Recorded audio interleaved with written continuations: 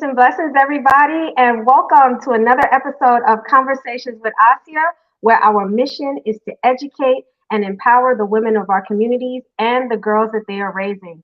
I am your host, Asiya Nasir, and we come to you this month, in the month of October, which is an awareness month on domestic violence.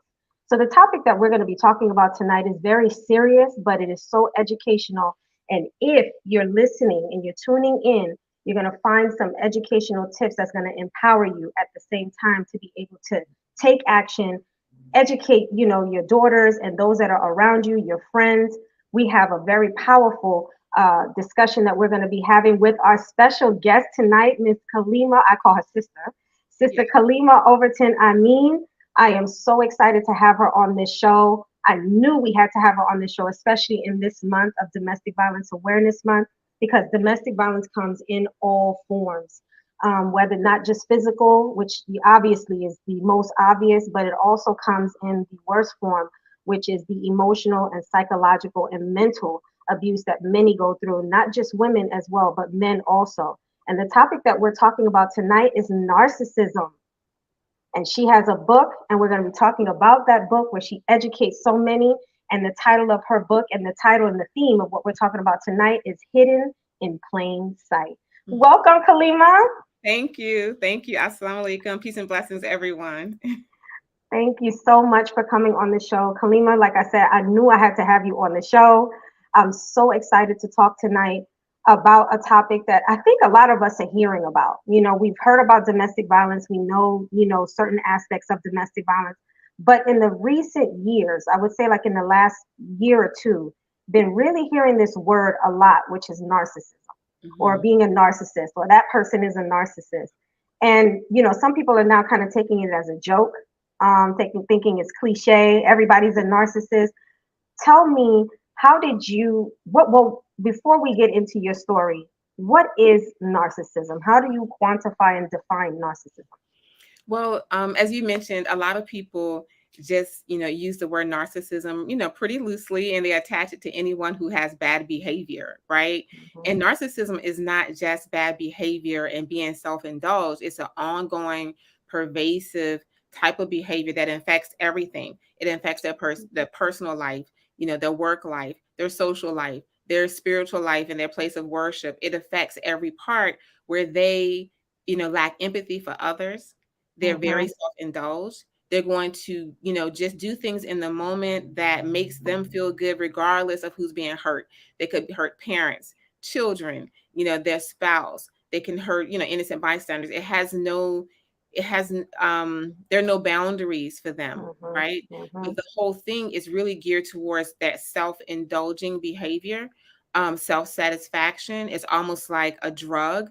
And sometimes people have bad behavior and they say, oh, he's a narcissist because or she's a narcissist because they're just so self-involved. But it takes a lot more than just being self-involved. It also includes this diabolical type behavior. It's a planned behavior where they go into a situation, and there's 3 steps in that process. They go into the situation to love bomb the person, to win them over, not just the target. They will love bomb, the target's parents, their children, their coworkers, their friends, the mailman, everybody. Their pets, everybody. Everybody's going to be pulled into, this behavior. And then after that, they'll go into the spirit break and demeaning. And then after that, it will be the abandonment or the physical abuse. But it's an actual process and a system of a way of life, a way of being. And they do this all the time. Sometimes people have bad behavior because they don't connect with someone. Right. They have bad home training. They have poor social skills, or maybe they just lack impulse control. But one of these things alone does not a narcissist make. A narcissism is an actual, a spectrum and a lifestyle, that they just do. They do this everywhere. And with everyone that they're involved with, right? So I want to break that down, and I want to say hello to Monique. Thank you so much for joining us. Walaikum salam, and thank you. Yes, this is a timely discussion. So you mentioned something. You said there's 3 phases. So for the viewers that are watching, I want them, if they're thinking that they could possibly be with a narcissist, or they know that they're with a narcissist, I want us to actually break down what that looks like. So you said there's three phases to, how a narcissist behaves, not just with one person, but with every person that they encounter. You Right. said the first one is they love bomb. Yes, they love What bomb. constitutes love bombing? What does that look like? And you might think because the word love is in there, this only relates to when they're in a relationship with a person, but no, it also relates to people that they encounter at work, wherever they go. It doesn't have to be an intimate partner. So the love bombing stage is when they are very agreeable. They love what you love. They hate what you hate. Everything is agreeable. They're very charismatic. They're very giving. They're very nurturing, but they would do all these things in public. So everybody would see them dote over you. This is to set up the stage. You're really in a stage play and you don't even know it. So all of this affection, this attention, the gifting, to you, your parents, your children, your coworkers, their coworkers, all of this is going to be done publicly because they want to set the stage. So when they get to stage 2, that spirit breaking and demeaning stage, when they start to, be very demeaning to you, do things to just make you feel unsure, unsafe, to make you feel, less than, or to diminish your spirit, to diminish your self-worth. Those things will be done privately. So I'm seeing a pattern already. So you're saying that when a person is a narcissist, and I'm very familiar with a narcissist because I share my own story, but with a narcissist in that love bomb stage, you mentioned something that was so profound. You said they do the love bombing in public. And isn't that also so that when you start sharing, how this person is treating you, as you said, the demeaning stage, in private, it's going to be very difficult for people to believe that this is actually happening with this person who has come across to everyone in public, that there's just this wonderful person. Am I right? You're absolutely right. And so all of the good things will happen publicly, right? And then that demeaning and spirit breaking stage will be very private. It will come, it will trickle in. It won't come immediately. And sometimes it'll go back and forth. It's like a yo-yo. You'll be love bombed, demeaned, love bombed, demeaned. So you don't know up, from down, left from right. You're like in a tornado and you're swirling and you're thinking, oh, that was just a fluke.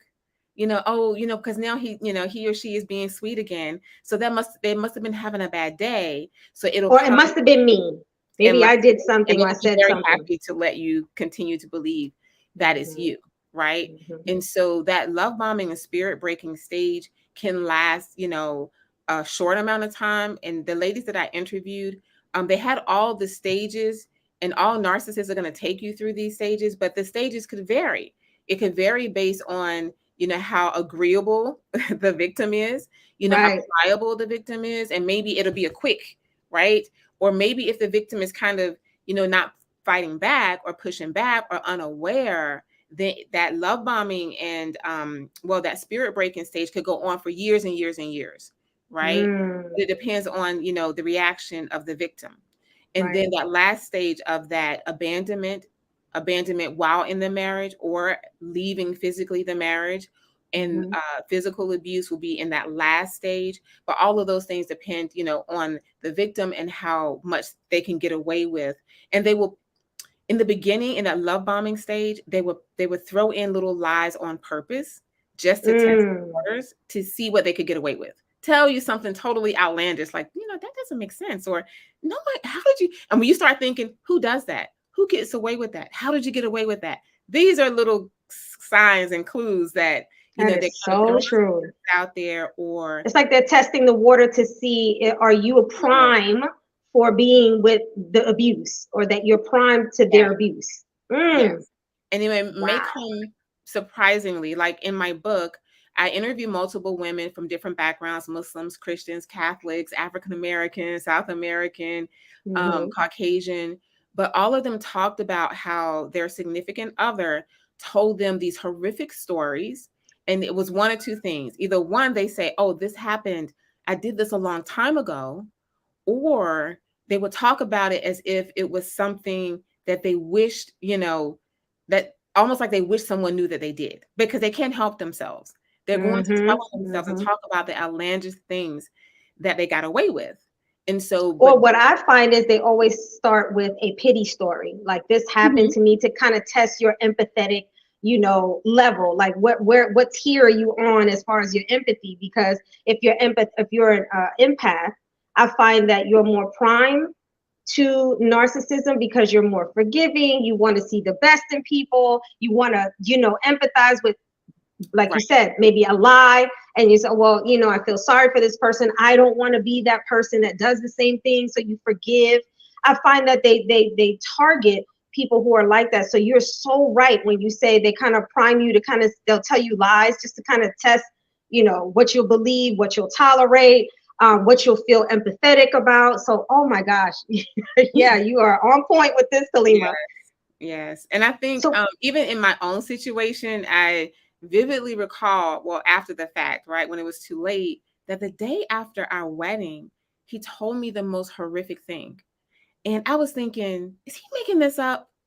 He must be making this up. But then when I realized it was true, and he was explaining away why, a previous wife, she hates my guts because, and then when he tells me, I said, oh, I would hate your guts too. So I wasn't a willing, participant. I wasn't, so I was constantly failing a test. Like, that was the first test I failed the day after the wedding, when I said, oh no, if you did that to me, I would hate you too. And I had made up my mind, if and when I meet her, I'm going to be kind to her no matter what she does or says to me. Because can I tell you what mine said? Mhm. Something very similar. It was, again, after the marriage, I inquired, I inquired about you, when I was interested. And I was like, well, I would hope you would, because that's what we do. We do inquiries and everything. So I was like, well, I would hope that you did. And he was like, yeah. He was like, yeah, I heard about you. And I was like, what did you hear? And he said, I heard that you are someone that, they're like, don't mess with her. She don't take no mess, and this and that. And he said, he told the person, yeah, well, she met her match with me. Yeah. Now this is after, and I'm like, who would say that? Like, why would you even? What's the competition here? Right. That you met your match. So you're right. You're right. They tell you things after the marriage to kind of test your responses, and I mean, you're in it now, And right? people might think that the person who falls victim, to this type, of predatory behavior is maybe weak or has low self-esteem. Right. Sometimes that can be the case, but often, just like you had described, it's really a person that's a challenge. Like, they're going to go not for the low-hanging fruit, because this is not a challenge. And it's like a personal challenge to them to Yeah. say, I can Can I get break this control of person? this person. Kaleema, you are dropping so many gems right now. It's not even funny. So you mentioned that there were three phases. So we talked about the love bomb stage. Then we talked about the devalue stage, where they, put you down, start finding fault with you, messing with your mind and making you think like, the roller coaster, love you, don't like you, love you, hate you kind of thing. And your emotions are all over the place. And then you said there's the abandonment issue, or some, in the clinical term, sometimes they call it discard. What does that look like? And what are the reasons why a narcissist would discard someone who has been there for them, or who has tolerated some of their abuse? What would be something that would make them finally say, oh, I want to be done with this relationship? Yeah. What are some of those reasons, and what does that look like? During my research, I discovered that, if you are kind of in doubt that the person that you're with is a narcissist, that the abandonment is the nail in the coffin, because only the narcissist does that.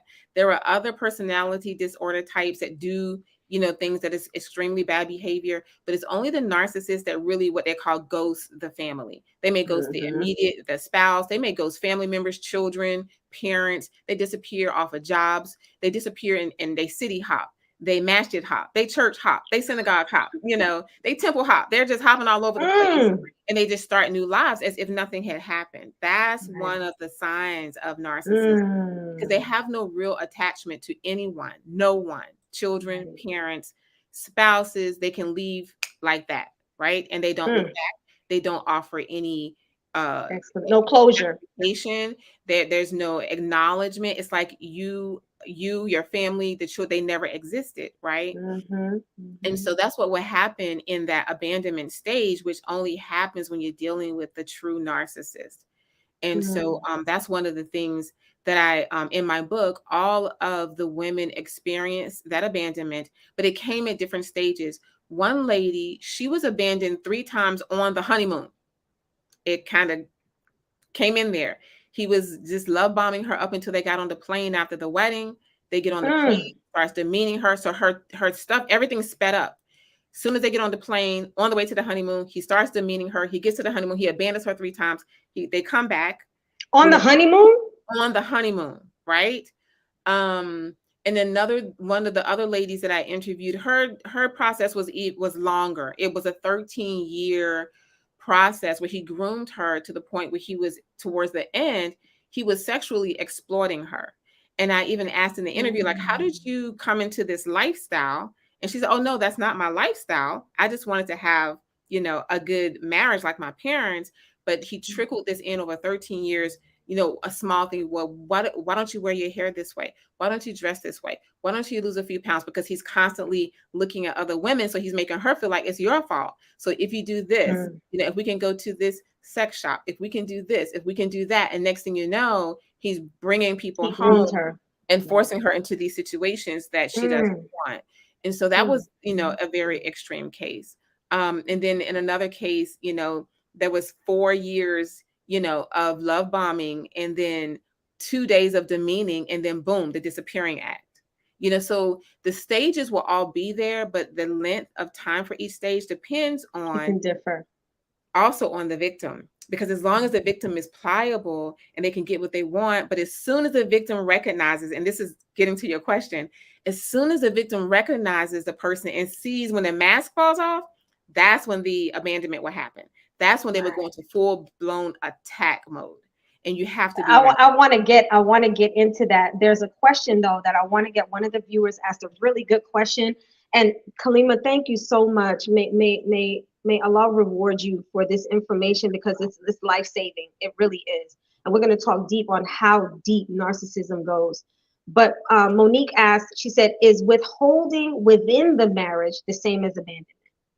Yes, that's when I mentioned abandoning the marriage while in it, or leaving it all together physically, because withholding affection, withholding finances, withholding spiritual, emotional, and psychological support and development and nurturing, this is the same as abandonment. But they haven't physically left the marriage for multiple reasons. It could be because they love to monkey branch. So they're not going to leave this situation till they grab onto another situation. They're not going to drop this branch till they have another branch.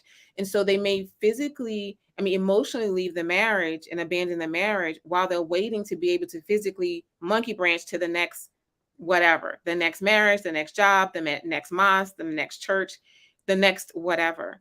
And so that definitely the person can be in the marriage and they can abandon the marriage without physically leaving. Now, I heard something in my experience, and also in just, obviously now becoming full entrenched in, being with someone who was a narcissist. They also say that there are some, as you mentioned, they will wait until they find that next one before they physically leave. But then aren't there some narcissists that will never truly leave? They'll just shelf you, and then they'll come back later on when they feel like, okay, the dust is settled, or that new thing didn't work out. They come back and want to, as they call, hoover you to come back and, quote unquote, rekindle, what they destroyed basically, and start the whole process again of the love bombing and everything else. Is that true as well? It is very true. The hoovering to suck you back in is very true. They will only do this though if there's some level of some level of denial on the part of the victim. If the victim is still not quite sure they're dealing with a monster, right? And so they know this, because narcissists are not stupid. They know this, and they can read the person and say, I have a chance to come back. But if you really truly see them for the monster that they are, when the mask comes off and they know that you know who they are, they will leave and they will never come back. Right. Because they depend on being able to leech off of you, to just drain you dry of love and affection and mental, spiritual, physical, and financial support and devotion. They want to drain this out of you. And if they realize that you see them for who they are, and you're no longer going to be, a host for them to, to suck dry, they will move on and disappear once and for all. Yeah, because they have fragile egos too. So when they know that this person is going to call them out on their stuff every time, you're absolutely right. They're not going back to revisit that situation. They're like, okay, this person knows I can't run this game on them anymore. So let me move on to someone else who's green, totally green to what I am and what I'm about. Right. So that way I can play that game. Now, you said something right before we got into this conversation. And you said in the abandonment or the discard phase, when they're like going to leave the relationship, you said that's when they go into full-blown attack, when they know that mask has come off. Some people use the term narcissistic rage. What does that look like?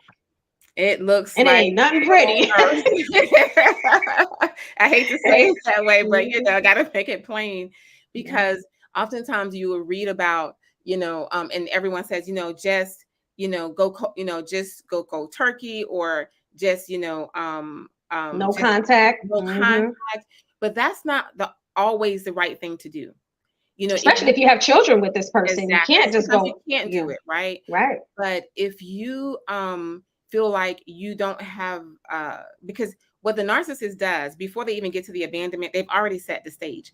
Just like they set the stage for the love bombing. Absolutely. When the abandonments get ready to come up, they would play that entire game in reverse. Now you are, you're abusing them. So they will start planting these seeds all around to family and friends and coworkers, the mailman, the lawn care guy. Anybody who'll listen. That they're being abused, right? So now they just turn everything in reverse, where they're the victim. And the narcissist is skilled at, being the abuser and playing the victim all at once. They can do it all at the same time. And so they will start to put these little seeds in people around to, woe is me. I'm a victim. This person is abusing me. They're drinking, they're smoking. And the thing about the narcissist, most of them, and this is from my research, I'm not just making stuff up. Absolutely. They have addictive behaviors, drugs, alcohol, pornography, sex. Impulsive, very impulsive. Right. And so they oftentimes have to get away so they can indulge their addictions too, because they're living a fake life. Right. So one of the things that in my book, one of the situations was the narcissist started planting these little lies about the wife to say, she's a fallen down drunk. She's fallen down drunk. When I come home, she's on the couch, she's passed out, she quit her job. And none of these things had happened. And then he started to separate her from the family. So they they only know what he's saying. So when he abandons her, the family doesn't give it a second thought. Right. And it's so true, because you start even noticing how family members and certain friends that used to think, he told me so much about you. He's so happy, or she's the happiest I've seen her in a long time. And then all of a sudden, these same people, you start seeing them pulling back from you, not returning phone calls, not wanting to hang out with you. And you have no clue that this person has been planning all these terrible things about you. So you are so right when you say that. So they're working towards that discard. So go ahead. Yes. And unknowingly, I experienced that, because there came a time where, a very important family member stopped coming in my house, and I didn't know why. Exactly. And I couldn't figure out why that person would not come in my house for anything.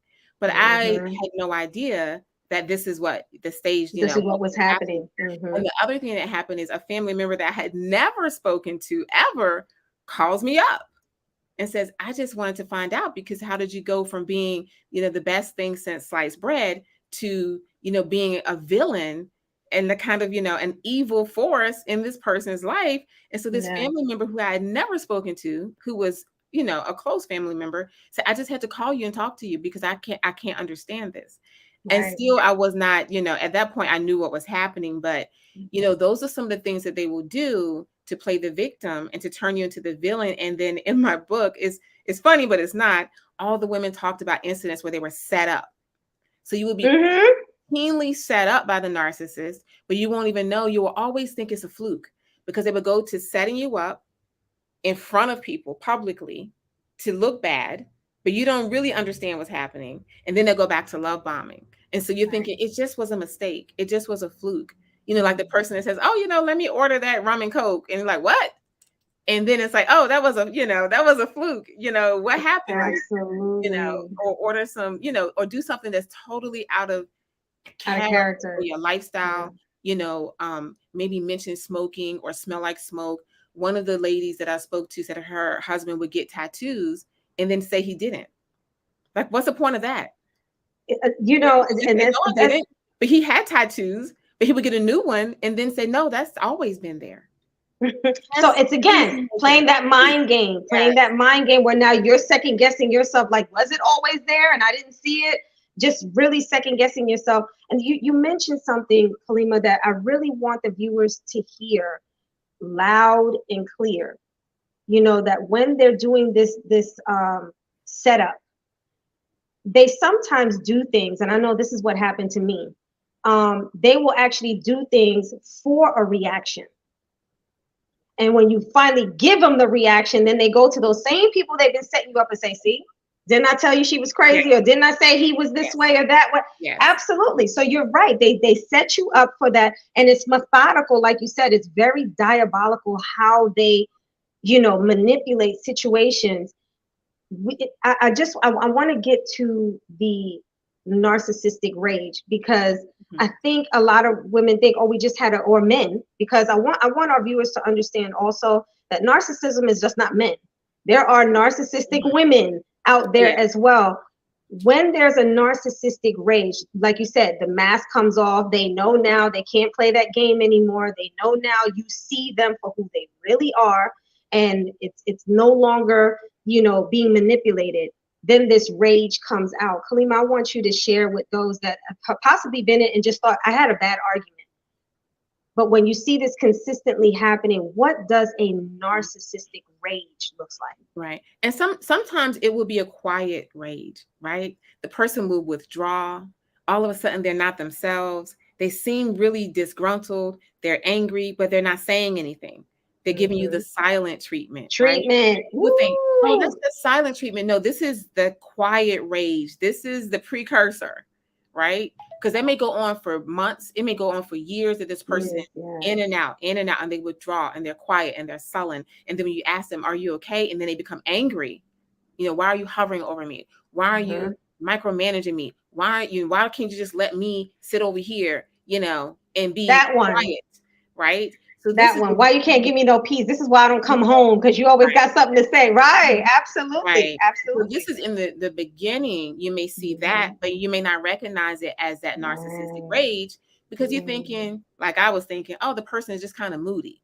Some people are moody. My grandmother used to say, you have to know somebody for a year to see all their behaviors, because they change with the sun, they change with the moon, they change with the different seasons. You gotta see all the seasons, right? And so you may think they're kind of moody, but the rage, so that's the beginning of that narcissistic rage. But the actual rage, and that takes us into the difference between the white knight narcissist and the malignant narcissist. And I do talk about those differences in my book. The white knight narcissist is that person who we talked about, the love bombing. They'll all do that. But that person is altruistic. They will insert themselves in the community as givers, as volunteers. They'll be in some type of giving role. And so, girl, you talk about my whole life. Mine too. The malignant narcissist is a very dangerous person. This is the person that takes their family away on a vacation and everybody does not come back. Right. This is the person that comes home and may, they call it a family annihilator. They may come home and get rid of everyone in the house, and so you have to be very careful, because narcissists are dangerous people. Yeah, absolutely. Depending upon their degree, because it's on a spectrum, right? So that rage part that we were talking about, you have to be very careful when you recognize it. Before we came on, I was telling you about the lady I was reading, and she was saying that at night her husband cuts her hair. And he cuts just a little tiny bit of it, not enough that she really knows it's been cut, but she knows it's been cut. She's like, my hair is not. It's starting to look different, right? This type of behavior is slowly boiling, slowly boiling. And so I recall in my situation that I did not experience any of the breakdown. Everything came at once, right? I was living a life for years, right? But one day I get a job offer and I turn it down, and then it's like the roof is blown off and I can't figure out why. Like, and then it's, well, I have to work multiple jobs to get that kind of salary. Who are you to turn that down? How much do you need anyway? And it escalates from there. But the thing with the narcissistic rage, sometimes it's because they're outraged, and sometimes it's because they're trying to bait you. They're trying to bait you into a fight so they can have a reason to abandon you, a reason to physically abuse you, a reason to tell the family, oh, all I said was, why did you turn down the job? And then we ended up into this big fight, right? And so you have to really, the problem is that most people don't know, and I didn't know anything about any of this until it happened to me. And so that's was one of the things that made me feel like I had to write this book. I wrote the book while I was in therapy. I wrote the book while I was going through all of this trauma. But I felt like if I waited until I was healed, which who knows when that will be, that so many people would not, have this information, that I thought that I could kind of package it. I didn't reinvent the wheel. I didn't create I didn't do some type of, psychological research. I researched information and put it all together in a tight, little, neat, that people could follow and understand. Could understand, because I wrote and it, possibly see themselves in it and say, this is my life. And get out. Because I do have those 9 red flags, and a lot of those things we see in courtship. And like I said, the women that I interviewed, some were Muslim and Christian and Catholic. But the problem is, and I was speaking with a brother today after Juma, he was asking about, his stepdaughter. I said that the problem with, it's not that it's more prevalent in the Muslim community, it's easier because the courtship is short. And some Christian communities, like Jehovah's Witnesses, or people who may be, in the Latter-day Saints, or they may be in some, really kind of strict parameters within Christianity, they would have a short courtship too. So that is a wonderful hunting platform for the narcissist, because you know what? They can't last more than 4, maybe 5 months before you start to see some of these things. So they need to get married real quick. And that's another sign, like rushing into the marriage. I talk about that. It's a red flag. And that alone is not a red flag. But if you put all the other things coupled with the 2 or 3 red flags, pull back. But once you pull back, the narcissist is going to be done. Because everything for them has to go fast. If you say, oh, I need to wait, maybe we might need to give this a year, you won't even see them by at month 7, they're likely to be gone anyway. Exactly. You are, Kaleema, when I tell you, you are dropping gems, and we got a viewer here that said, talk about it. And it is so true. It is so true. The fact that you wrote a book, a lot of times when we write a book, it's like you said, some of us are writing books because it's coming from a place of research, and some of us write books because it's coming from a place of experience. And in your case, yours was launched, I would say, or birthed because of your experience. With what you feel comfortable sharing, what was your narcissistic story? How did that come into your life, and how did it impact you? Well, the book, a lot of people think the book is about my life, but it's not. I am one of the women in the book that's interviewed, and I did not do my own interview, because the book came about with a series of interviews and case studies that were developed, around these women from different socioeconomic backgrounds. And so I did have to engage another writer to do my interview and write my case study, because it wouldn't make sense, otherwise, right? It would be compromised information. But my situation came about because I experienced an abandonment, not just me, but it's a family thing, right? We were on a family vacation, and then boom, the person just abandons the family on the family vacation.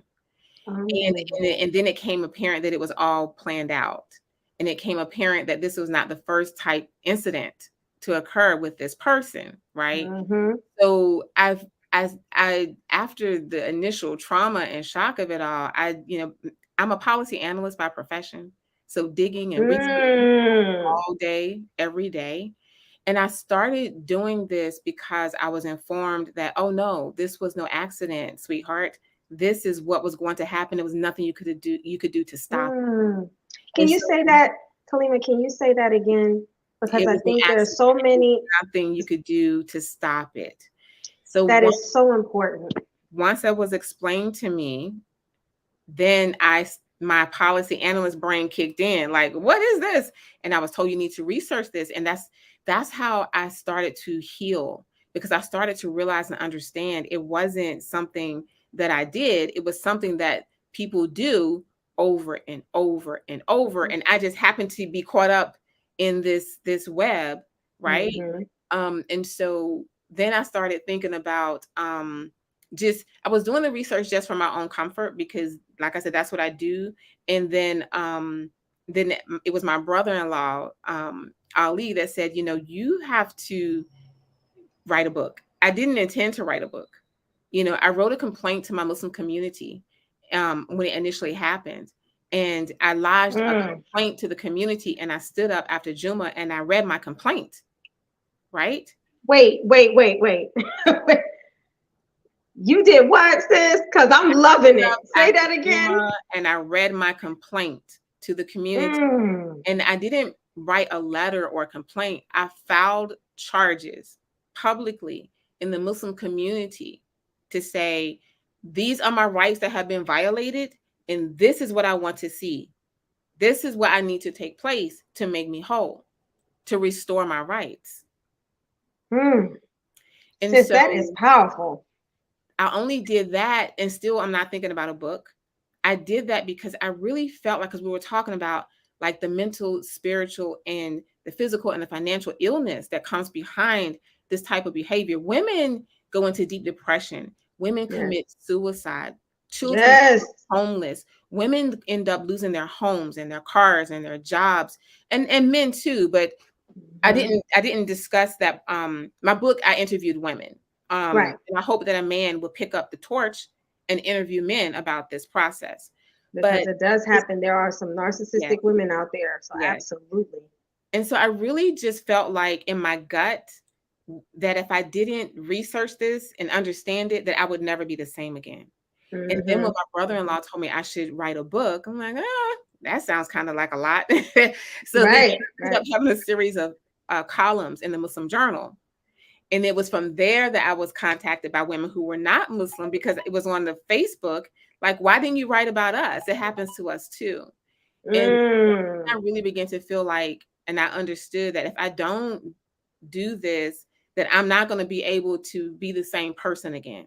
Like I will always be broken. So I felt like there's a way to heal myself. Absolutely. And I think all of us have to find our journey of healing, from being in a narcissistic, relationship. And I want to touch on that, but I want to touch on something but I didn't want to interrupt you, because you was, again, dropping so many, good things. But you mentioned something, and this is the reason why, Conversations with Asiya is why I started this, is because, as I mentioned on the onset of the show, it's to educate and empower. And I, me being a motivational speaker, I do empowerment programs for girls and stuff. I was like, how the heck did I end up with someone like this? Like I talk about this. I talk about how to empower yourself. How did I end up in this situation? You being someone who does research and you analyze things, and that's your profession. And yet both of us found ourselves. So what can you say to women or men that are watching, that saying, you know what, it has really tapped into my self-esteem, because I thought, how could this happen to me? How did this even enter into my life? Was I not smarter than this? Shouldn't I have known better? What can you share with those that through their healing process, or maybe a stunt in their healing process, is going through that right now and feeling like, I'm not the same person now? Yeah, I would say several things. The first thing I would say is that there is no like prototype. It's kind of, this is not a poor people's problem. It's not, a Black people's problem. It's not a Muslim problem. It's really universal a social problem. disorder on the part of the narcissist. It is, a personality disorder, and so if it's no different than, if you, it's like a drug, right? It's like a drug for them. So you can't really, you have to look at it like I did, the research to try to dissect it. You have to understand that it has nothing to do with you. And that's what the lady told me. She said, this has nothing to do with you. Sorry to tell you, It's not about you. But actually, it was a good thing she told me that, right? And it has everything to do with the broken person that is the narcissist. And if it hadn't been you, it would have been someone else. And let me tell you, my brother-in-law. And it is someone else 9 times out of 10. My brother-in-law said to me, "Why not you?" And that kind of hit me. I'm like, what? He said, "Why not you?" You're the best person for it to happen to. Absolutely. You have a radio show. You can write. I wasn't thinking about writing a book. He said, "You can help and speak out." Because, you know, anyone who met me for 5 minutes know I'm not afraid to speak out. So I don't even know why I was selected. I felt like, you know, you should have known better. Right. And to be quiet, because they want you to be quiet. So my brother-in-law, when he said that to me, "Why not you?" I was taken back. And then I realized, you know, yeah, he's right. Why not me? And it's the same thing with me. I have a platform to discuss this. So like you said, why not you? Because we are, you know, we are strong, and it you know, by Allah's permission, it allows us to be able, through his help, to overcome this and use this platform again to educate and empower, and to, you know, be used as a vessel in some way to be able to say, look, if you're in this situation, don't think that it's about you. And you know who it took for me to see that? It was my daughter. My daughter, because when you know, she saw what I was going through, and I said exactly what I said tonight, was like, how could this happen to mommy? Like, I'm a person. And I felt almost embarrassed, which was another thing. They want you to feel embarrassed, and not to tell anyone, and guilty. And my daughter said, "Mom, you're not God. If someone purposely and methodically tries to deceive you, how do you know that's what that person is doing?" She was like, "You can't take accountability for that. That person sought out to deceive you." And I want to share that with the viewers, because that's exactly what happens. It's like you said, they're diabolical about their method and how they do things. And so if you're coming from a pure intention place, it's going to be, you know, you're not going to see that, you know, immediately. So I love the fact that you shared that. And if you do your research on the person, you will find you're not the first, right? Or the last. Most criminals have committed multiple crimes before they go to jail. They just finally got caught, right? And so if you do your research, you'll find this person has done this. That's what I said. That's the difference between bad behavior, an isolated incident. You know, sometimes people get together and it could be volatile because they just don't belong together. Right.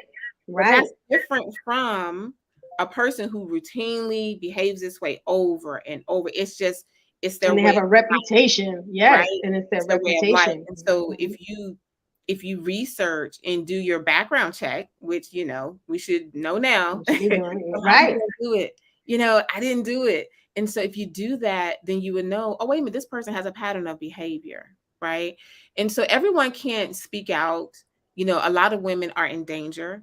You know, most women are killed when they're trying to leave a volatile situation. Right. Absolutely. Sometimes they're safer staying, which some people don't understand. Sometimes it's safer for them to stay while they make a plan, not stay indefinitely, but sometimes, you know, it's have a plan of action. Right. It's safer to stay and get a plan of action in some cases. In some cases, it's safer to go cold turkey, no contact, right? But in some cases, you know, you got to fight. You have the platform. You need to speak out, and you can speak out for those who don't have a voice. Everyone's not going to have a voice. I don't want anyone listening to this to say, "Wow, I should have done," or, you know, I should have had more courage. You have survived. You have to do what you have to do to survive in your current circumstances. That's and my circumstances are not your circumstances. And so I don't want anyone to feel like they have to do what I did, because some people look at what I did and say, she must be crazy. Sometimes I don't know what was I thinking when the book came to my house. I'm like, oh God, what was did I just say that right? Right. This train has left the station, so it's too, you know, it's too late to pull back now, right? Right. One of our viewers wrote, they put some Yes, I love the fact that you shared that, because as you mentioned before, when a person leaves, and that's when sometimes you see this narcissistic rage, and sometimes that narcissistic rage can become physical and deadly. So you are absolutely right. Knowing who you're dealing with and knowing what they're capable of, you know, in your getting to know this person, you have to, you know, do things according to knowledge of that person and everybody's situation. While the symptoms and the, you know, the actions are similar, It doesn't necessarily mean exiting out of that relationship has to be similar as well. So everybody's going to have their own exit strategy in order to be able to, like you said, come out alive and survive. And I want. unfortunately, No, go ahead, Kaleema. When dealing with the narcissist, because they're going to pollute everything around you, they're going to compromise every safe space that you have to go into. They're going to try to compromise your family, your children, your friends, spiritual leaders, everybody. Spiritual leaders, community members. They're going to try to compromise, like I said, even the mailman, right? So your circle is going to get real tight and get real small. Absolutely. And sometimes you're going to be your only circle. It's going to be you and Allah in that circle. That's it. That's all you need. You know, and you just have to be safe and be careful. Be as methodical and meticulous as the narcissist in planning your out. Because once they realize you see them and you're planning your out, that's when it's going to become most dangerous, or they're going to fight the most to try to destroy your reputation, to destroy your name, and just to make your life miserable. To make your life miserable. To make your life miserable. I wanted to share something before we came on the show. I said I wanted to touch on this, and actually one of the viewers actually mentioned it. She said spiritual demons.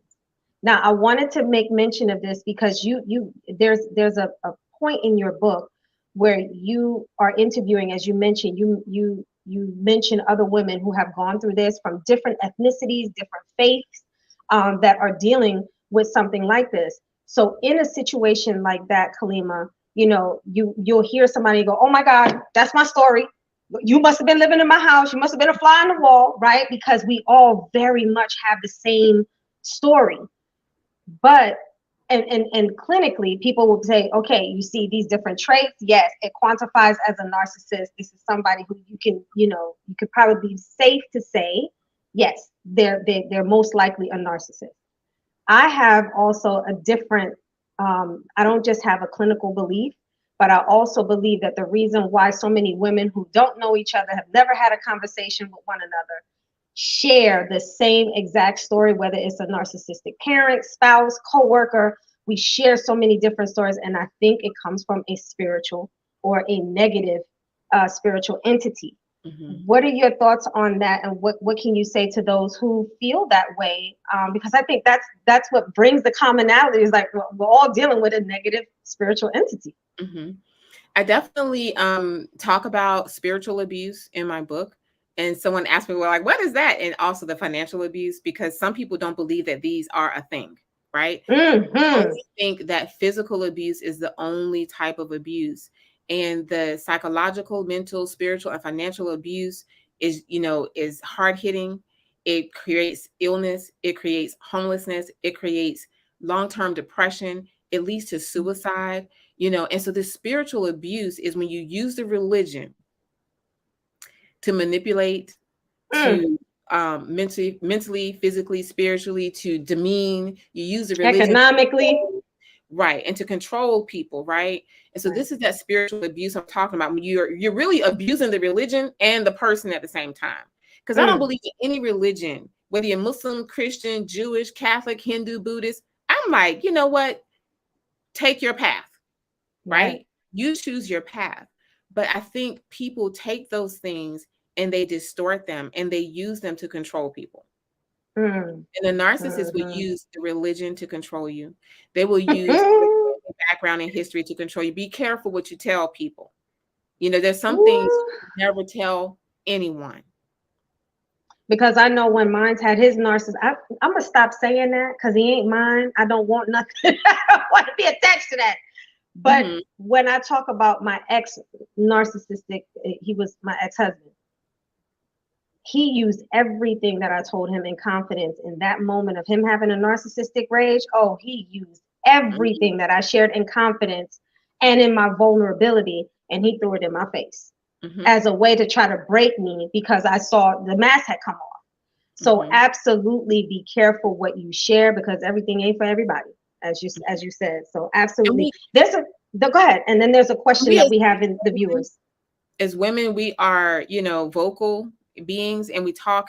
Even women who don't talk a lot publicly, they talk among them, among their friends when they feel safe.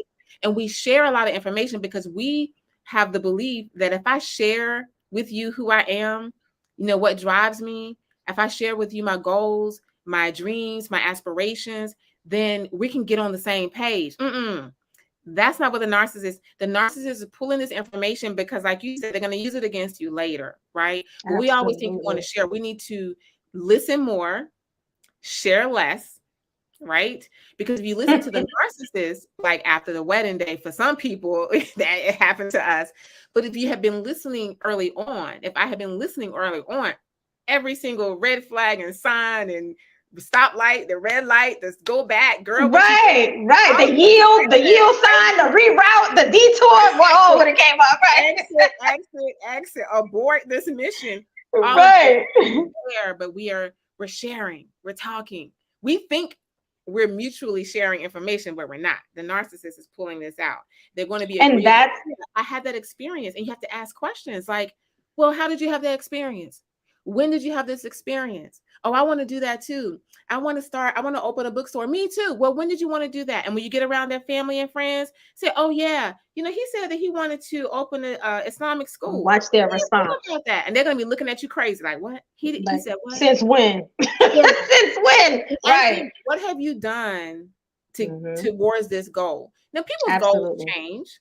Right. But they should have something to say, oh, yeah, I did X, Y, Z, or I did these things, but then it turned out it's not going to work. So I pivoted and went this way. That's okay, too. But we have to ask follow-up questions, not take at face value.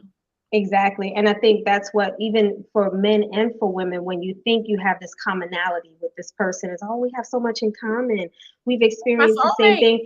Oh, I feel so blessed to have this person who understands me. Right. And sometimes we don't realize. You're lucky to have. Yeah. And they're reeling you in the entire time. There is a question here, and it's a great question. And it's with my childhood friend. We've known each other since we were 14. She asked a great question. She goes, and I'm going to put it up for everybody to see.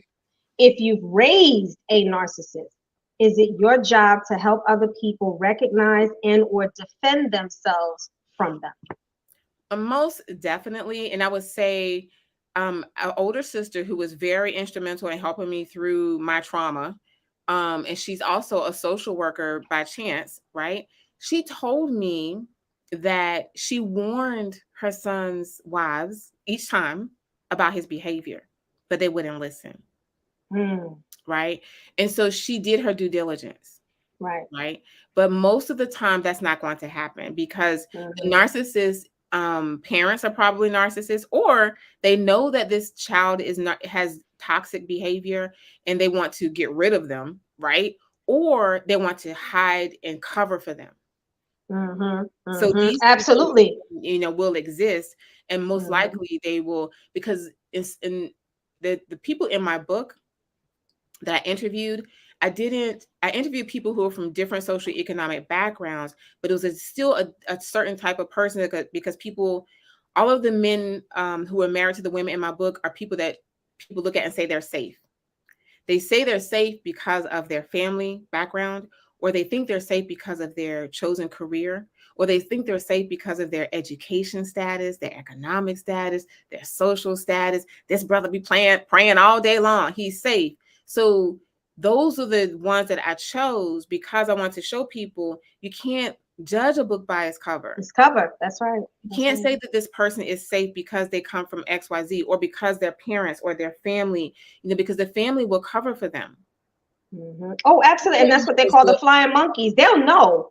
They'll tell you in the beginning when you're sharing with them, you're starting to have some problems, and they're like, well, that's how they've always been. But the minute the minute you're going to leave this person, or they feel that you're going to expose the person, they will rally behind that narcissist in a minute, regardless of what they know about that person. And this is what I wanted. There was another comment. She says she's interested in narcissistic prevention in children.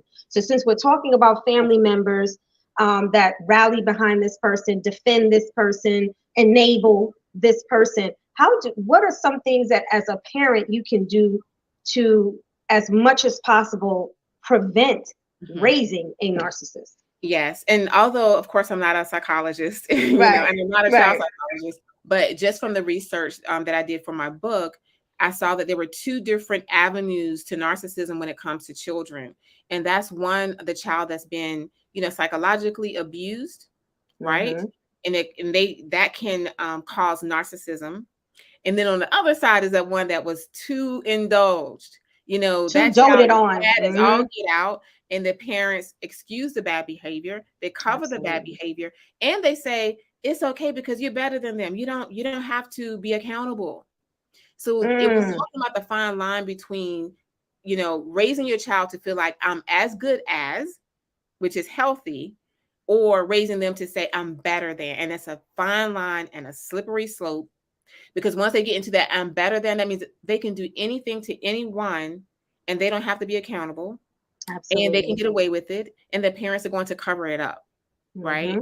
And so that's the fine line, to raise your child with confidence, to say I'm as good as, and not I'm better than.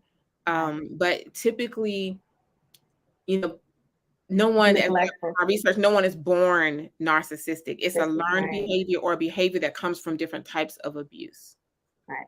So it could be the child who was neglected, emotionally abused, and was vulnerable, and they were shunned for being vulnerable, because I find narcissistic people, whether men or female, it's very difficult for them to be vulnerable. They find it as a weakness. So it's like they've been hurt before, and they're like, I'm never going to experience that again. So they become that, the extreme, the other extreme. So it's someone who's like that, or like you said, someone who was enabled to think that they, like, what they say, their stuff don't stink for everything.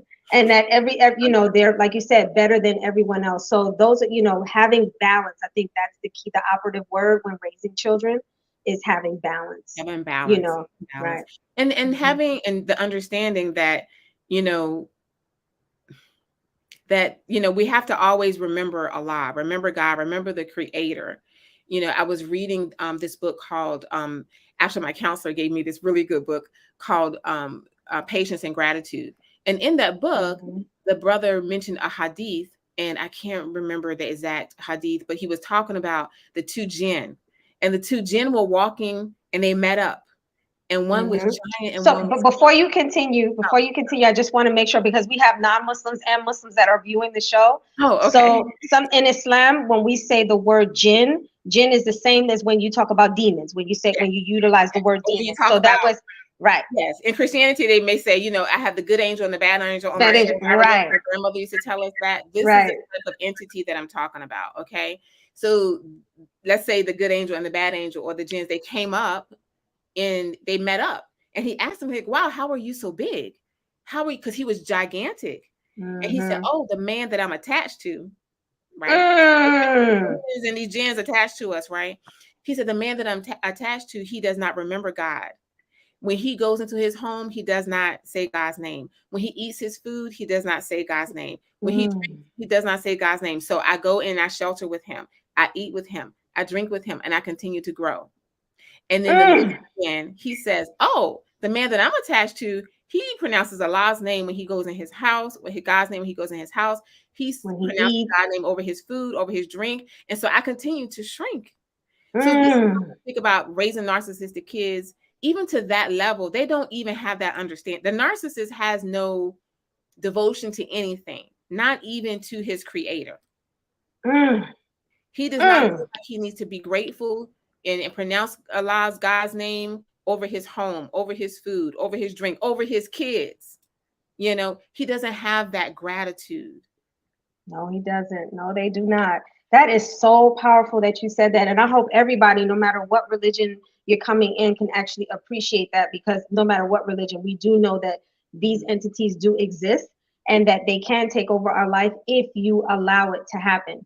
Now, I hear with narcissism, just like when they talk about pedophilia, they say that is something that is just something that is incurable.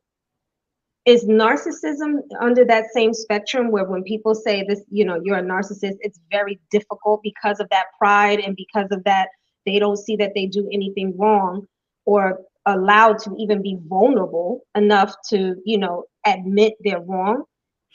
Yes. Do you find that they're also under that same spectrum of incurable, or, not able to be rehabilitated? That's what I found in my research, that, and the reason they're incurable is because even if by the slim chance the narcissist goes to counseling in therapy, they will try to love bomb, demean, and diminish the therapist.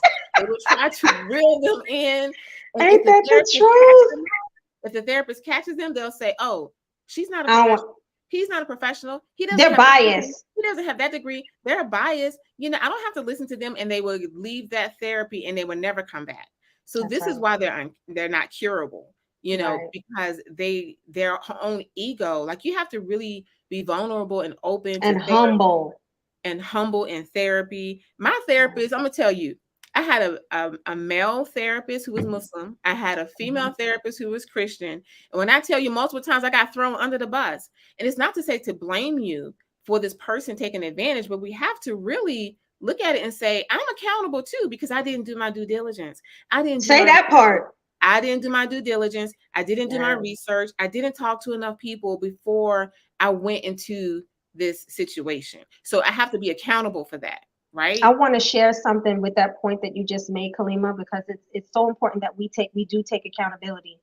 I remember older sister, she shared with me, she asked me a question and I was offended because although I knew she was coming from a great place because I love this sister, she's like a big sister or an auntie to me. But when she asked me the question, because I had been love bombed so bad by this person, when she asked me the question, it was just like, how dare you talk about him like that? You don't know him. But she asked a very good question. She said, why is this person interested in marrying someone who lives so far away? And come to find out that every person that he was married to before me didn't live in the state that he was in. They didn't what? So they didn't live in the state that he was in. It made it easier for that person to manipulate because they didn't see his surroundings. They didn't know much about him. They didn't know the people who knew him. And that was my accountability. Like, because of the fact that you lived out of state, you should have definitely did your due diligence in finding out more about this person's reputation and, you know, getting to know his community before marrying. So you're right. We have to take accountability to a certain extent. Absolutely. And some people look good on paper.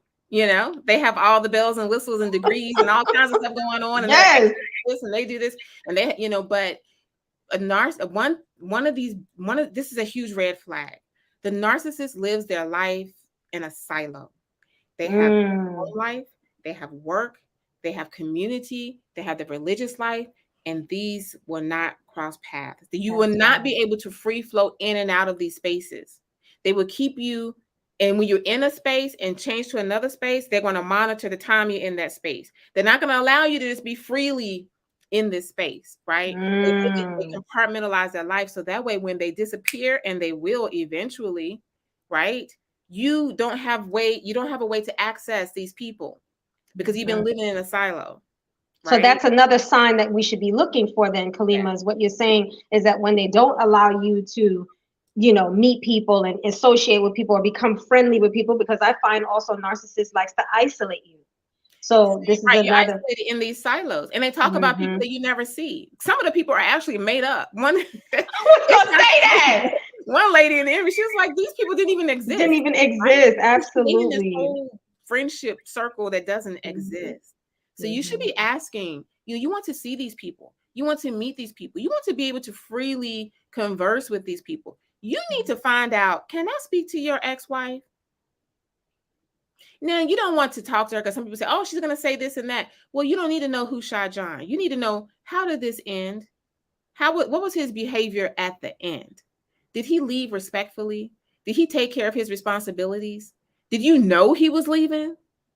Did you know what about him after he left? Did he leave a forwarding address? These are very simple things that don't get into the hooja. He did this and I said that, and no. It's just common courtesy and respect. How did this person leave, exit stage right in this relationship? That's very important. Absolutely. Absolutely. That's very important. These are Kaleema, I didn't mean to interrupt you. Go ahead. Oh, no, go ahead. I was going to say, these are such great, it's already an hour into this conversation. I can't even believe it's gone by so fast because this conversation, and we need to have more conversations like this because you're dropping so much information that I think some of us who have, unfortunately been in situations like that, whether it's a marriage or a relationship or work relationship or even friendship, have found ourselves in, we need, this is information to educate and empower us to not have this type of situation hopefully happen again. But I want to touch before we end the show is for those of us now that are no longer in the situation, because I know my healing journey, it had to be very intentional and purposeful because I went through changes. And so I want you to touch on because people think that once you get out of it, oh, it's done. You're not with that person no more. You're not dealing with anything anymore. You're not dealing with the abuse anymore. You're good now. You're good in the sense that you have stopped the bleeding. But what happens in that healing process, because it ain't all pretty. So can you share with the viewers what healing looks like after leaving a narcissist? Mm-hmm. And it's like you say, it's triage. When you get out of those surroundings, it's triage, but the bleed is going to continue, underneath. A lot of the women that I spoke to have post-traumatic stress. I actually suffered from post-traumatic stress. I didn't diagnose myself. My therapist diagnosed me, right?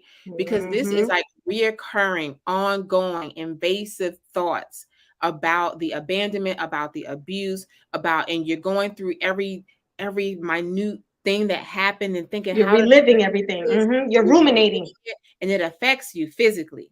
Yes. So you have psychological and mental distress. It affects you physically, and so those physical aspects of it could be, exhaustion and pain and insomnia. You can go from not being able to sleep to sleeping all the time, and then in actual physical pain. And being unable to eat, losing weight or gaining weight. And we have to be careful not to self-soothe and self-medicate with things that are not good for us, because that'll be a trigger. And those crazy people that you kicked out of your life before, they are going to resurface right at that time. Because, they can tell. Right? They're right. Going to come to do these things, to hang out with these people, to spend frivolous time doing stuff to distract yourself, or drinking or smoking or overeating, undereating. We have to make sure we're being careful about that. And so therapy is very important to healing. If you got hit by a car and broke your leg, you wouldn't say, oh, time will heal that wound. No, it won't. You're going to be walking around with a limp or in pain. And it's the same thing when we have psychological, emotional, spiritual trauma. Absolutely. It has to be healed by a professional. And some people, and I heard someone say today, some people say, oh, you only need to pray. Well, that is the first step, but you have to work. What is prayer without work? Absolutely. In Christianity, they say prayer without works is dead. The therapy is the work, right? You can't heal your own broken leg. You need to go to an orthopedist and have it reset. So when your life has been turned upside down by the narcissist, mentally, physically, spiritually, and financially, the healing has to take place in all of those areas. You can't leave any of it out. Absolutely. Any of that out. Absolutely. Kaleema, you are so right. And that's why I wanted to talk about that, because some women and men who are recovering from being with a narcissist, and I say recovery because I call it, from one of the platforms that I listen to, she coins it addictionship.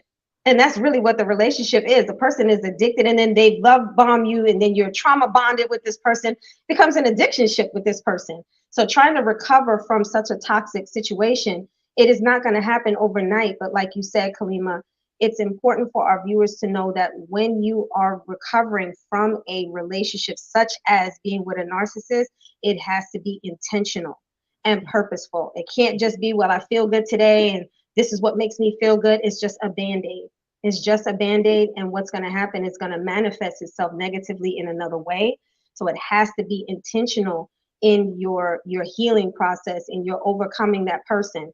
And that person can tell when you're not healing. Because like you said, the entities out there, they can see when it's like, it's not real. And when you're really intentional and they see like this person is moving forward, moving on, because make no mistake about it, the narcissist is watching. They're watching. I don't want to give too much power to the narcissist. When you talk about relationship, and when you talk about, healing from, because sometimes people say, oh, you need to have closure. And it's healing. No, and I'm not talking about with the narcissist, your own closure. Addiction of, like the victim is not addicted. That trauma bonding. No, they're addicted.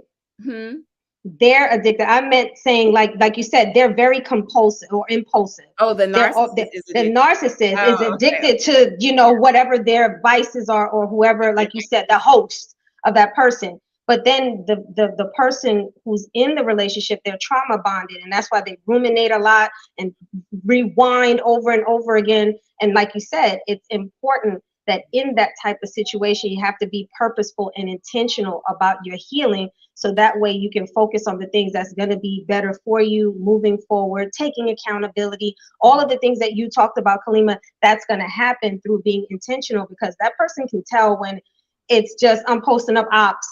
But healing, it's like you're not worrying about the narcissist. You're really moving on with your life, and you're moving forward and doing things that are good for you and your family. That's what I meant by that. So I apologize if I said it, No, there was nothing to apologize for. I was just thinking about, oftentimes, you don't want to give someone your power, right? They've already taken enough of your power. And so you don't want to give them, you want to treat them like the little Jen, you know what I'm saying? That they are, right. You want to squeeze out, any power, any space that they had. Get rid of it. This sister told me she cut her locks. Because her dreadlocks? Yes, ma'am. Wow. That negative energy, she said everything leaves energy behind. She said she cut her locks and started all over again. I'm not saying. Can I tell you what I did, Kaleema? I detoxed so many times. I had never detoxed so much in 1 year. I felt like I had to cleanse, like literally cleanse. Because it's toxic. Yes. I mean, I went through stuff, it was just like, and I'm not even ashamed to say it. I even went to, what do they call those, vagistines, the colonoscopy. I went through, a girl, every part of my body. I was like, clean it out. You know what I mean? Because this person was a part of me. And I was like, I want to detox, because you literally feel like, although you've left the situation, there's residue, and you want to rid yourself of that. So yeah, and your body does go through physical, as you mentioned, the pain, the physical pain of it. It's true. And the energy that people leave behind is real. You move into a new home, you need to burn some sage and clean this place out and make a prayer. You're right. Right. So you need to, even in these cases, you need to make sure you get rid of all of the belongings, get rid of all of the things that's going to trigger your post-traumatic stress or trigger your trauma bonding.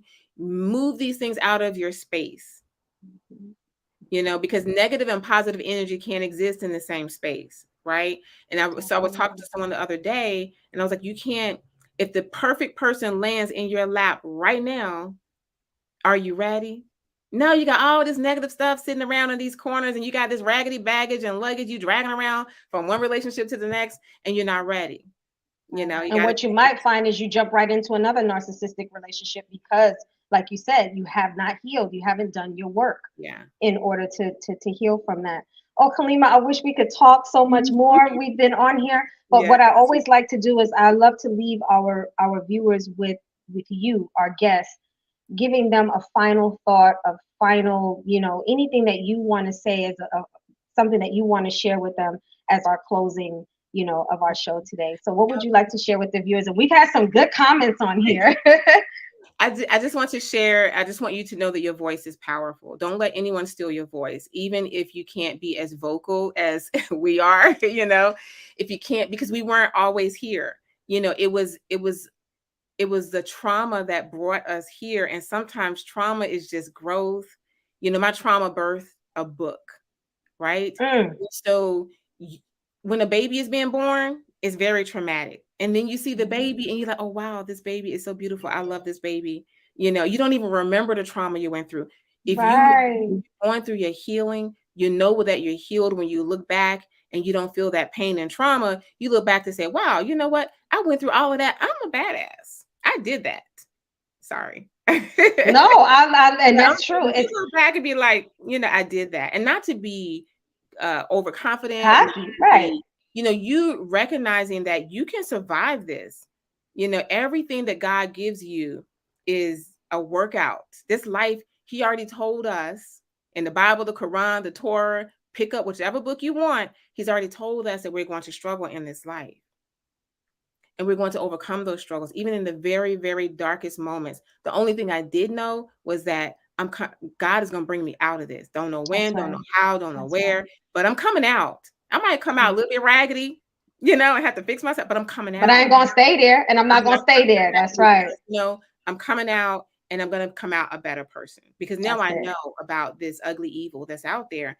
And so you're going to come out a better person. Know that your voice is powerful. Love it. Love it. Now, we've been talking about your book throughout this entire show. So please share with the viewers. She just wrote a book. I just purchased my book, so I'm waiting to get mine. And it's called Hidden in Plain Sight. Please tell them where they can find it, where they can go purchase it, and where they can follow you on your social media platform. Yes. The book is called Hidden in Plain Sight. The full title is Hidden in Plain Sight. Are You Being Groomed for Love Bombing, Spirit Breaking, and Abandonment? And it's currently available at Barnes & Noble, hard copy and paperback. The paperback is $19.99. The hard copy is $28.95. It's also available at Amazon, but Amazon is still getting their stuff together, because sometimes it shows the paperback is sold out, but you can still make the purchase. And then someone told me they got it a week later. Okay. It just didn't come the next day, right? But Barnes & Noble always has both hard copy and paperback. And then it will be available on Google Play and iTunes in the next couple of weeks. And I do want to let you all know I'm having an in-person book launch event, and That's what I was just about to ask you. Yes.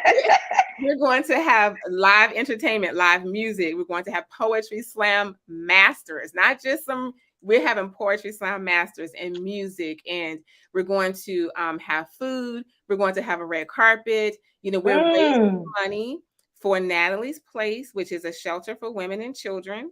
And a portion of the proceeds would go to Natalie's Place. And if you buy a ticket, the book comes with the ticket. If you already had a book, I want to encourage you to bring it to the event and donate it to Natalie's Place. Okay. And get that autographed signature on there. Absolutely. So you can follow and me. where is the event going to be? Because we have viewers that are coming from Jersey, Philly, all over. So we even had some viewers that was here from Cali. So where's your event going to be? Your book signing? Oh wait, there's a quick question. Loud Pal had a quick question. Please go ahead and type in your question. But while you're typing your question, we're going to have Kaleema share where her book signing is going to be. My book launch event is in Virginia Beach, Virginia, at the FFX Family Theater. It's a nonprofit organization. They also work with Samaritan House. It's right on the ocean front. When you come out and cross the street, you're on the sand. Okay. So have a long weekend. It's at the FFX Family Theater in Virginia Beach, Virginia on November 4th, which is a Saturday, from 3 to 6. And so you will have plenty of time before and after to hang out on the ocean front, go to the pier. We're going to have all types of things going on inside the event. And we're actually going to drop the link to get a ticket. As I said, yes. The adult ticket is $65. It comes with a copy of the book. You're going to have a gourmet meal prepared by Chef Biggs. He's a very well-known local Jamaican chef. And we're going to have gourmet desserts by Treasures of Ashanti, a sister. Her cakes are so good. I'm going to tell you for real, once I bought a cake from her a few years ago, I never bought a cake from anywhere else. I know that's right. That's right. We're going to have the red carpet come and take your picture, it's going to be a great afternoon. I can tell, I'm getting excited just listening about it. This is amazing. Yes, and we want to raise money, of course, for Natalie's Place, because I think this is for women and children who have been victims of domestic violence. Absolutely. And this is the month for those, pick up the baton, where Kaleema is actually utilizing her platform. You don't have to write a book. I mean, Kaleema is using this platform and maximizing it, that in her book signing, she's also, donating to a service, an organization that is working to combat this awareness that we have this month of domestic violence. So if you know of someone, like she said, even if you can't attend, purchase a ticket, because a book will be donated to one of the women and children who are part of this shelter, to be able to help them be able to heal in their own right. So please support the work that she's doing. Make sure that we spread this, and that is empowerment. Empowerment is not hoarding good information and implementing it for yourself, but spreading it as well and sharing it with as much people as you can. Sharing is caring. So we had a couple of questions here, It says, and some of this was answered, so I would encourage you to listen to the playback, because one of them said, is it from shaitan or is it a mental illness when we're talking about narcissism? And then the other question is, do most domestic abusers have narcissistic traits? I would say for the first question that mental illness, I talk about mental illness and in relation to Satan, Shaitan, and this is, some people think that all the mental illness is direct, when people say, oh, the person has been possessed, but some mental illness is a chemical imbalance and a disorder. Narcissism is a learned behavior. And so it's a little different from having a chemical imbalance. However, when I was doing my research, they talked about how the frontal lobe of the narcissist is smaller, and that portion of your brain that provides empathy and sympathy for others is smaller than a normal brain. I am not a physiologist or a psychologist, and so I would just leave it at that. But I do provide that type of information, and how you can actually, my TV popped on, how you can get therapy. It takes really intense therapy for a narcissist to stop that behavior, just like it takes, just like someone who is addicted to drugs and alcohol, it's an addictive behavior, but it's something, if they're willing to change, that they can. I'm not saying they can't, but because of their behavior, very difficult. Right. Someone who's addicted to drugs and alcohol will eventually succumb and say, you know what, I want change. The narcissist is not going to do that, because they're going to say, you know what, I'm smarter than you. I'm the smartest person in the room. And they would try to groom the therapist. And so it just kind of goes around and around. I'm sorry, the other question. The second question, I'm going to post it up. Okay. It says, do most domestic abusers have narcissistic traits? Yes, they will have narcissistic traits, but having narcissistic traits does not mean the person is a narcissist. Only about 1 in 200 people are actually diagnosable as having narcissistic personality disorder, which will be a host of traits. But being an abuser definitely is a narcissistic trait that may mean that may not mean that the person is diagnosable, which is different. It's kind of like if someone has a cold and you see that the person has a cold and you say, well, this person seems to have a cold, so we're going to put on a mask. Now we do. And to make sure that we don't catch that cold. Right. But seeing the symptoms of the cold and being diagnosed with the flu or being diagnosed with COVID can seem similar. Right. Right. So you would have to actually be diagnosed, which can be difficult in and of itself, because most narcissistic people will not go to get diagnosed. Exactly. So, but if you see all these traits and these things, just like with the cold, you're going to keep your distance. Keep your distance, put on your mask, and protect yourself. If you see someone with some of these traits that we talked about, then you definitely want to just kind of go the other way and keep your distance.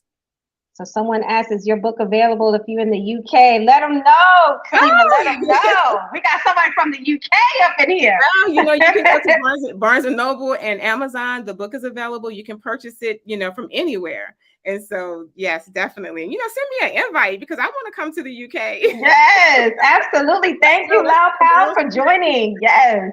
Thank you so much for joining us. I really appreciate the support from the UK, California, Philly, Ohio. We got everybody in this house. Yeah. And Omar, which is the only male that we just asked. We asked this question earlier. So Omar, he's just coming on. He's from our LinkedIn family, and he's asking, does narcissism manifest itself more emotionally in women?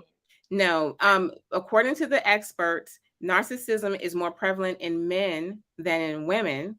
And that is because of the nature of narcissism and that type of behavior, that overbearing behavior. And that's not necessarily a negative thing when it comes to men, right? So you want, men should have more dominant behaviors and more dominant personalities. This is okay, but it's not okay when it's used to, abuse. To belittle and demean and to manipulate. That's when it becomes problematic. So some of those behaviors and traits are actually positive behaviors that are being used in a negative way, like use your power for good and not evil, right? But according to all the experts, only 1 in 200 people are diagnosable with narcissistic personality disorder, and by and large, men are more prone to narcissism than women.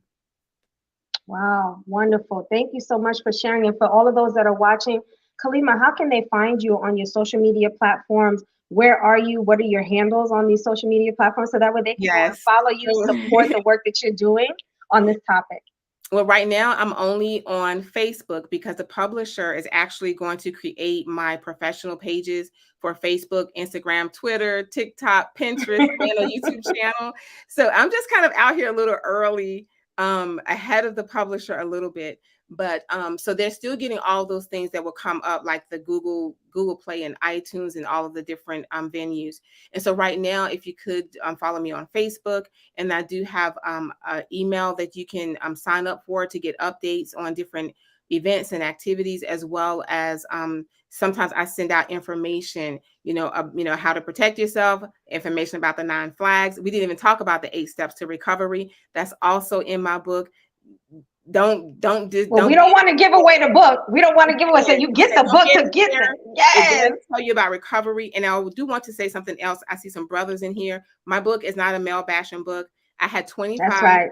past beta readers before I sent it to the publisher, and 17 of my 25 readers were men. I did not release this book until, I have heard from each one of those men, and they said, no, this doesn't villainize me. It doesn't make me feel like it's male bashing.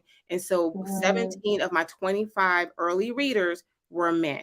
And so this Wonderful. book is also for men. If you have a mother, daughter, sister, auntie, that you want to protect from this type of behavior, this book is also for you. If you stand in the gaps, you stand, you're the protector of your family, you need to read this book so you can, recognize these behaviors as well. And even if you run across a woman that has these behaviors, you'll be able to recognize it with this book. That's right. That's right. That's right. Because there are, as I mentioned earlier, Absolutely. there are, right, as I mentioned earlier before, there are, narcissism is not a gender. It's not a gender. So it can have, a narcissist can be a male, a female, it could be a Christian, a Muslim, as you said, Buddhist, any type of religion. It is a universal issue. And that's why we're having this conversation, because we can all benefit and learn. Please get her book. I know I purchased it. I'm waiting to get mine. I cannot, I mean, although I have experienced it and I have recovered and constantly am in personal development, constantly. And that's another thing. You have to stay, not just do personal development and therapy and things that are going to enhance you when you're going through something, but keeping on with that personal development and enhancing yourself. That's also what helps to protect you from, and helps you to be more keen to the red flags that she's talking about in her book. So thank you so much, Kaleema, for joining, Thank Conversations you so much, with us. I enjoyed it. Me too. I really enjoyed this conversation. We need to definitely have more conversations like this. And I want to thank our audience for tuning in and making the conversation even more engaging with your questions and comments. It really helps to be able to enhance the education factor of our show. And as I mentioned before, the mission of Conversations with Asiya is to educate and empower the women of our communities and the girls that they are raising. And the reason why I say that is not to negate the men, but if we have powerful women in the home, which are the educators or the first teachers of the home, they're going to teach young men and they're going to teach their children how to avoid traits like this and to become just a better community as a whole. So thank you so much for joining us. If you have not followed us on my Facebook page, Jessica Cares, please go ahead and do so, because we do this every other week. We have a show on different topics that are going to be able to, keep your personal development going. And please go and subscribe to our YouTube channel under Asiya Nasir, Conversations with Asiya. Please continue to, follow us and hit that notification bell, because that way you'll be able to get notified when we have our next conversation coming up, which is in 2 weeks, which once again is going to be on the theme, as we are not celebrating, but making sure that we are keeping aware of this month on domestic violence and educating all those that follow our show. So viewers, thank you so much for following and keeping up with us and engaging us. And Kaleema, thank you so much. And we wish you the absolute best on your book. I know I'm getting mine, and I'm going to take my picture and make sure I post it up and tag you. So I'm definitely going to get mine. And for those, please go and support our sister who is being used as a vessel. She didn't use being a victim and staying there. She used it to turn it around and actually transition her pain into purpose. So thank you, Kaleema, for doing that for all of us. Thank you, everyone. Enjoy the rest of your week. Enjoy your weekend, and see you on the next episode of Conversations with Us.